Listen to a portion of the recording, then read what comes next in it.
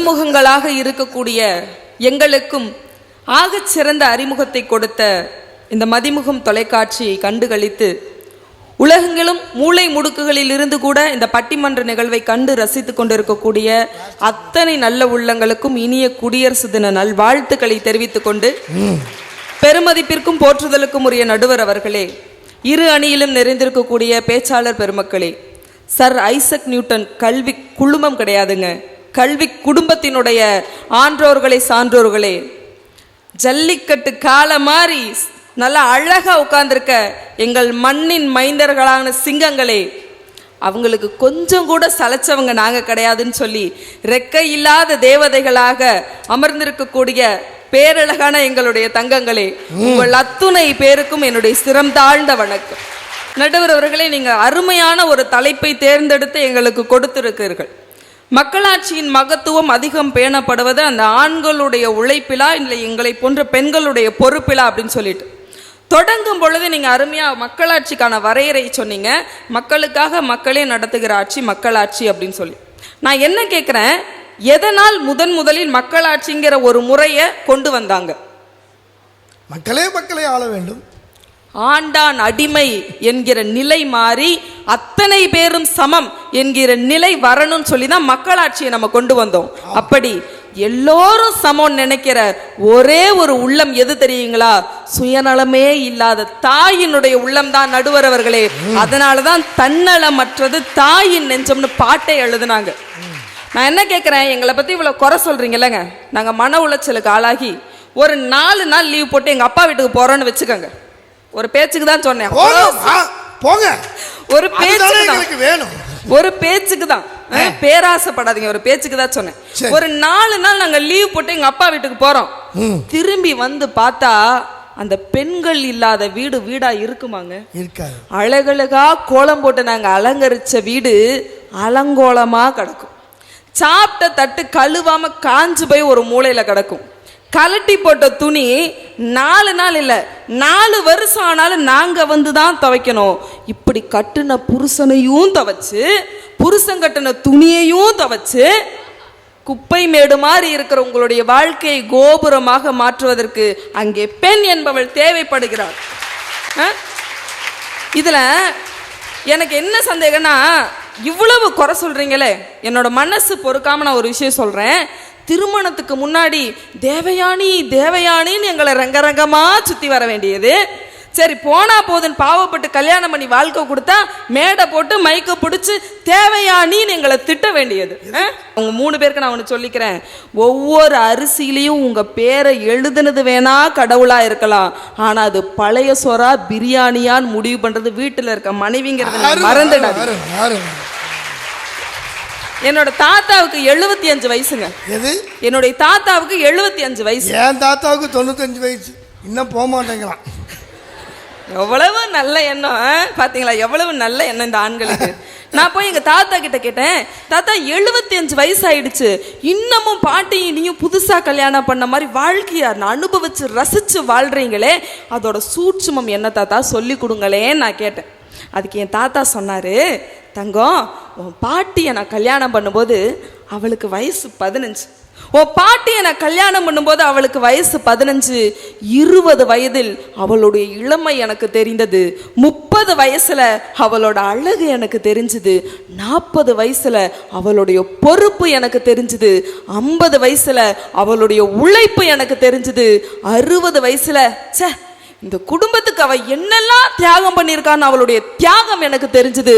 60 வயசு அவ தாண்டிட்டா, 60 வயசு அவ தாண்டிட்டா, இப்போ என்னுடைய கண்களுக்கு அவள் தெய்வமாக தெரிகிறாள், அவளுக்கு சேவை செய்கிற பக்தனாக நான் வாழ்கிறேன் சொன்னார்னா அதுதான் நல்ல இனிய இல்லறம். அப்பா தன்னுடைய பிள்ளைகளுக்கு நல்ல புத்தியை சொல்லணும். இப்படி வாயில வந்ததெல்லாம் சொல்லி வாயிலே வடை சுட்டுட்டு போக கூடாது. வந்து கேக்குறாங்களே, நாங்கள் எல்லாம் போராடினோம், நாங்கள் எல்லாம் தியாகிகள், பெண்கள் நீங்க என்ன செஞ்சீங்கன்னு கேக்குறாங்களே, நாங்கெல்லாம் வீட்டுல பொறுப்பா இருந்ததுனாலதான் நீங்க வீதியில இறங்கி போராடினீங்க. அன்னைக்கு மட்டும் இல்லைங்க, இன்னைக்கும் சரி. ராணுவத்துக்கு பொட்டியை தூக்கிட்டு புருஷன் போயிடுவான், அவன் பொட்டியோட வருவானா இல்ல பொணமா பொட்டியில வருவானானே தெரியாது. இருந்தாலும் தன் தாலியை பணயம் வைத்து அவனை சிரித்த முகத்தோடு வழி அனுப்பி ஒவ்வொரு நாளும் அவன் நல்லபடியா வரணும்னு சொல்லி சாமி கும்பிட்டுக்கிட்டு இந்த இந்திய நாட்டிற்காக தன்னுடைய தாலியையே தியாகம் செய்ய துணிகிறாளே பெண், அவளை விட என்னங்க நீங்களாம் பெரிய தியாகி? சென்னையில வெள்ளம் வந்துச்சு, அது வருஷம் வருது. வெள்ளம் வந்துச்சு, களப்பணியில் இறங்கினீர்களான்னு சொல்லி கேட்டீங்களே. நான் கேட்குறேன், நம்மளுக்கே உடம்பு சரியில்லைன்னா சே அம்மா பக்கத்தில் இருந்தால் நல்லா இருக்குமே இந்த வயசுல நம்மளுக்கு தோணுதே. சின்ன குழந்தைங்க காய்ச்சல் கொதிக்குது, டாக்டர் சொல்கிறாங்க டெங்குன்னு சொல்கிறாங்க. அந்த குழந்தை தாயினுடைய அணைப்பை எவ்வளவு தேடும். டெங்கு காய்ச்சலால் பாதிக்கப்பட்ட தன்னுடைய குழந்தைய கொண்டு போய் மருத்துவமனையில் சேர்த்துட்டு எனக்கு தாயின் அங்கீகாரம் கொடுத்த குழந்தைய நான் பத்திரமான இடத்துல வச்சுட்டேன், ஆனால் என்னுடைய தனி திறமைக்கு அங்கீகாரம் கொடுத்த என்னுடைய மக்கள் தத்தளிச்சிட்டு இருக்காங்களேன்னு சொல்லி முட்டி அளவு தண்ணீர்ல இறங்கி களப்பணி செய்த உங்களுடைய மாணவி எங்களுடைய சகோதரி அறந்தாங்கி நிஷாக்கா ஒரு பெண் இல்லையாங்க? இதுல இன்னொரு விஷயம் என்னன்னா, உழைக்கும் சக்தின்னு சொல்லிட்டு ஒரு வார்த்தையை சொன்னாங்க நடுவர் அவர்களே. நான் ஒரு விஷயத்த சொல்றேன். அண்ணன் அப்பா வந்து பட்டுக்கோட்டைக்காரங்க, அடுத்தது எங்கள் அண்ணன் பேசுகிறவங்க வந்து சென்னைக்காரங்க. அதனால நாகை மண்ணினுடைய வரலாறு என்ன முழுசா தெரியலைன்னு நினைக்கிறேன். பொண்டாட்டி செத்து போயிட்டா பிள்ளைய எப்படிடா நீ தனியாக வளர்ப்பேன்னு சொல்லியாவது புருஷனுக்கு 2வது கல்யாணம் பண்ணி வச்சிருவாங்க. ஆனால் புருஷன் செத்து போனா கூட தன்னுடைய பிள்ளைகளுக்காகவே வாழ்ந்து தனி ஒருத்தியா போராடி பிள்ளைங்களை சிங்கம் மாதிரி வளர்க்குற தாய்மார்கள் நிறைஞ்ச ஊருங்க எங்களுடைய நாகைமன். நடுவர் அவர்களே, பெண்களுக்கான சிறப்பு நீங்க நிறைய சொன்னாங்க, எங்க அக்காவும் வந்து பேசிட்டு போனாங்க. நான் ஒரு சிறப்பை சொல்றேன். அவ்வளவு குறள் எழுதின திருவள்ளுவர் கூட ஒரு குறளுக்கு ஒரு அர்த்தம் தான் வச்சார். ஆனா பெண்களாகிய நாங்கள் ஒரு வார்த்தைக்கு எத்தனை அர்த்தம் வச்சிருக்கோம் தெரியுங்களா?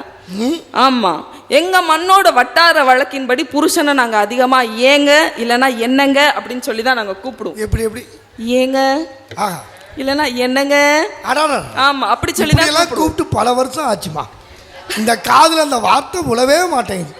கல்யாணம் பண்ண வந்தப்போ என் பொண்டாட்டி ஏங்க என்னங்கன்னா, இப்பெல்லாம் எப்படி தெரியுமா, நடுவர் அவர்கள், நீங்கள் எங்கள் அணிக்கு தீர்ப்பு கொடுத்துட்டு வீட்டுக்கு போங்க.